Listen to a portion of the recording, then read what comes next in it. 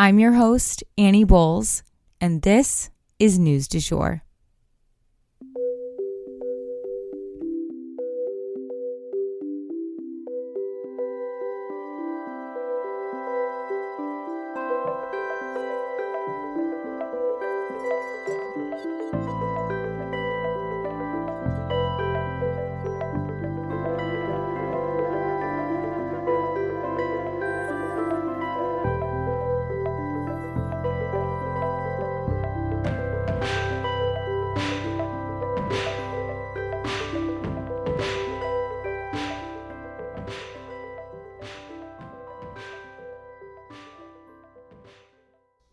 Hey, you guys, and welcome back to the News du Jour, a calmer space to consume the news. So it was about a week ago that I was scrambling to get back from my vacation and get you guys all the news about Israel that had been breaking.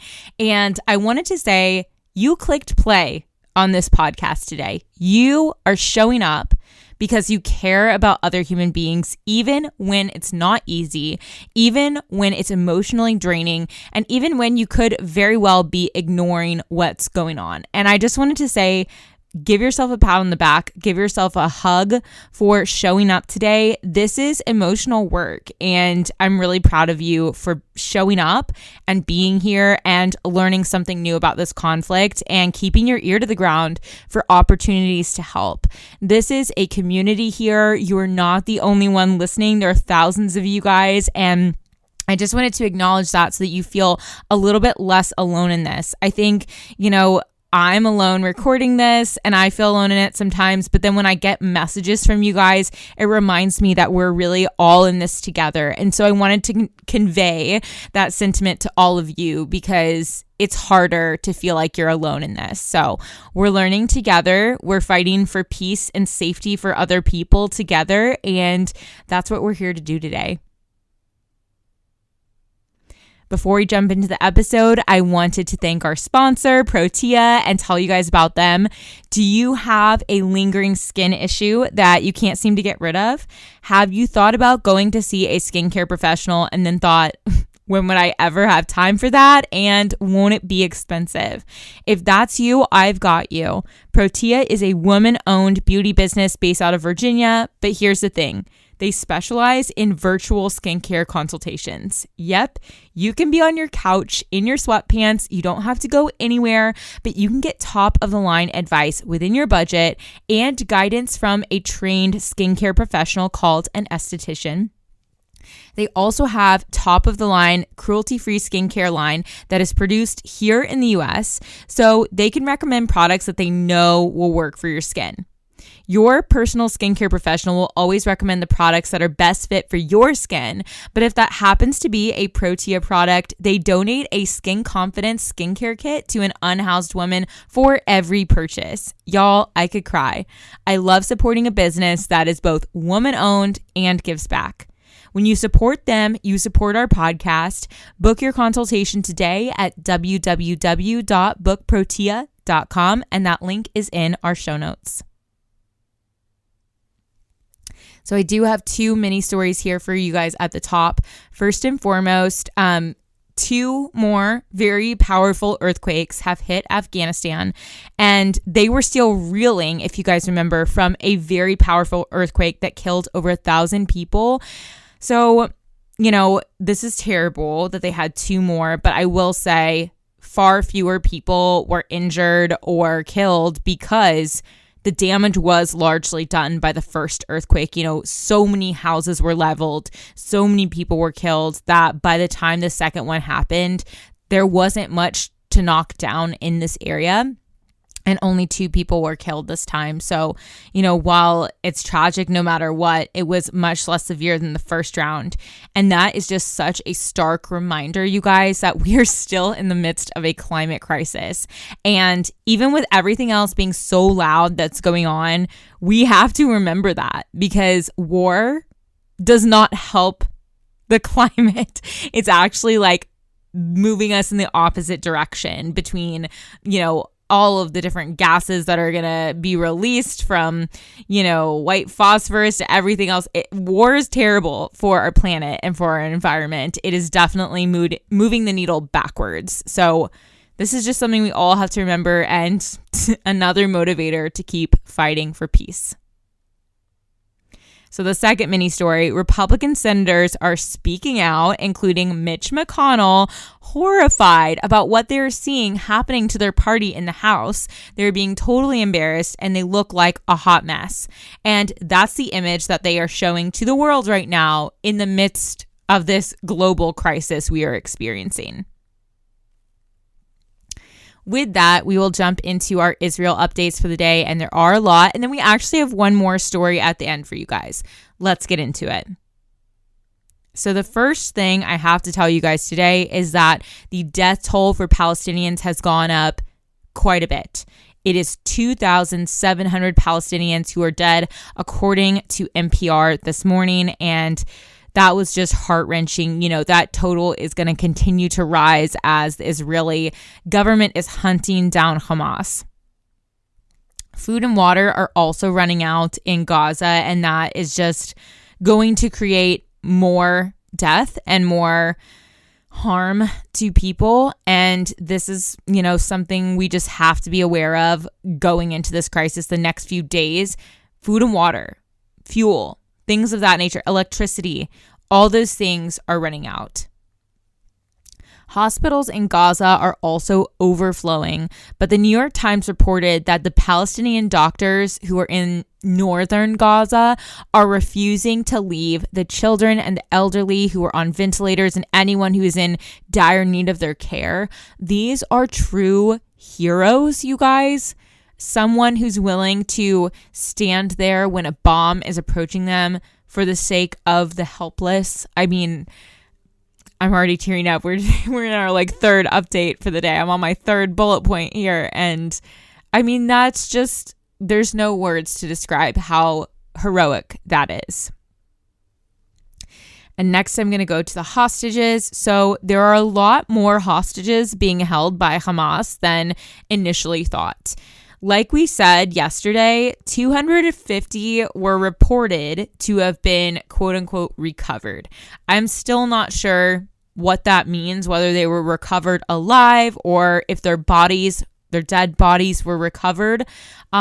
Israel has confirmed, though, that there are 199 people who remain held hostage by Hamas.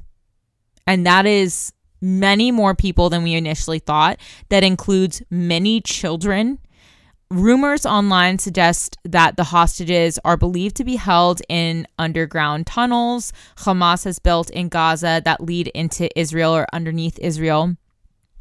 If this is the case, lack of water, food, and oxygen may soon become an issue. And if you're like me, I was like, oxygen? What do you mean? The subway system is underground. You're not worried about breathing down there.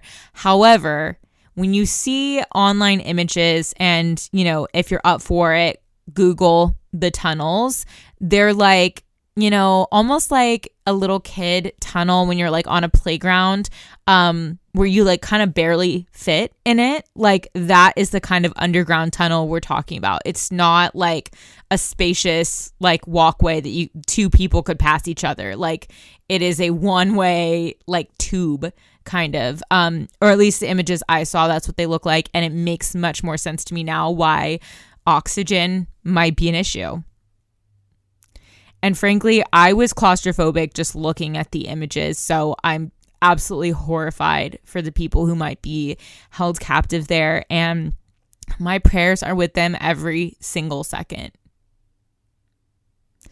The U.S. Secretary of State Antony Blinken was almost struck by rockets fired by Hamas into Israel. He and his team had to actually run into a building with a stairwell shelter to narrowly avoid getting hit. And this is the U.S. Secretary of State. And this happened right as Biden himself is considering going to Israel. So I think his trip might be canceled at this point, hearing that news. This is not a safe place. This is a war zone. And, we covered that President Biden went to Ukraine, and it's a war zone, an active war zone as well. But I do feel that this is a different, a horse of a different color. It is the wild, wild west. It is much more explosive right now, literally and figuratively. So anywho, we'll keep you posted if Biden ends up there, of course. Biden warned Netanyahu not to reoccupy Gaza, which would be going back on previous deals. He said that is crossing the line for the United States. Biden also spoke with Palestinian leadership. What he said in an Instagram post was, quote, I spoke with Palestinian Authority President Abbas to condemn Hamas attack on Israel and reiterate that Hamas does not stand for the Palestinian people's right to self-determination. I assured him that we're working with partners in the region to ensure humanitarian supplies reach civilians in Gaza and to prevent the conflict from widening. End quote. The U.S. is given the difficult task of helping to manage a burgeoning humanitarian crisis with a commitment to our ally, Israel, who needs our help in fighting Hamas for our collective safety. Biden's main focus is really to keep Iran and Hezbollah, a Lebanese terrorist group, out of the fight. Widening the war to include those two bodies would really draw us much closer to a world war. But Blinken has said that the U.S. is currently preparing for each and every contingency, as it should be. A ground invasion still seems imminent, although we have no new news on when it might begin. But that is something you should be watching for. We all should be watching for and wary of. This was something of note. I feel that, I just wanted to throw this in there. It's not necessarily news, but kind of Christian leaders here in the U.S. are drawing parallels between what is happening in Israel and the beginning stages of the end of times. A lot of people believe that that is what is happening here, and that's just something that's going to play into what the U.S. does and sort of public opinion of what's going on. As of the time I'm writing this, Netanyahu plans to hop on the phone with Putin today. I don't know exactly what time this will happen or what exactly they plan to discuss, but if I hear more about it, I will definitely let you guys know. It is very relevant to a World War III scenario. It would be the first time that these two leaders have spoken since the violence broke out in Israel. I really personally, this is my personal opinion, not a fact, but I feel like nothing good can come out of this call because these are two fairly corrupt leaders, and I do not trust Putin as far as I can throw him. He is known for saying one thing and doing another, especially publicly. He does not have good intentions. This is what we know about him. I think even taking this call is a mistake, potentially with a lot of far-reaching ramifications. In this conflict, it really feels like neither side wants to see the humanity in the other, and they haven't in a long time. Let's hope that we can find a way towards peace, mutual respect, love, and coexistence soon. And last but not least, it seems like such a blip in comparison to everything we just talked about, but I did want to make you aware of it. Rite Aid has filed for bankruptcy. So if you're from Oklahoma like me, you may not have heard of Rite Aid, but they are all over the East Coast. They are similar to like a CVS or a Walgreens, but they are a major pharmaceutical retailer. So this is not a good vibe for our economy, which is already rocked by all the violence we are seeing in Israel. And this bankruptcy was fueled by yet another crisis that our world is facing, the opioid crisis. All of the lawsuits brought against Rite Aid due to their role in fueling the opioid crisis have tanked the company. Bigger pharmacy chains like the ones we mentioned before, CVS, Walgreens, have been able to basically stomach the losses when it comes to these lawsuits, but Rite Aid is a smaller group and they just haven't been able to. They have $3.3 billion in debt and $135 million in cash on hand, so they are just so upside down that they cannot be righted. Now, this doesn't mean that Rite Aids will disappear in the near future. No. They are filing what's called a Chapter 11, which basically means that they're going to work with officials to completely restructure the company internally in order to save it. We definitely will keep you guys posted as this does affect our economy. And that for today is the news du jour. Today, I wanted to leave you guys with the quote, "History does not belong to us. We belong to it."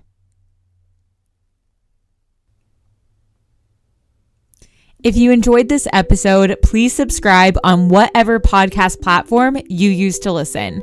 A rate and review on that platform or a shout out on social media would mean the world to us and help us to be able to keep creating the news du jour and reach more people who need a calmer space to consume the news.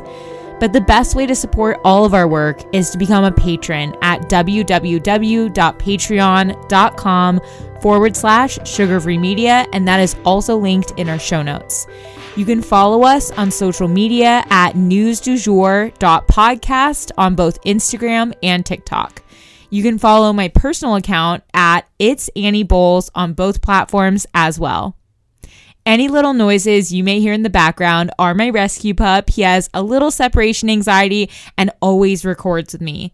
We appreciate you listening and look forward to telling you about the news again next time on News du Jour. Broadcasting from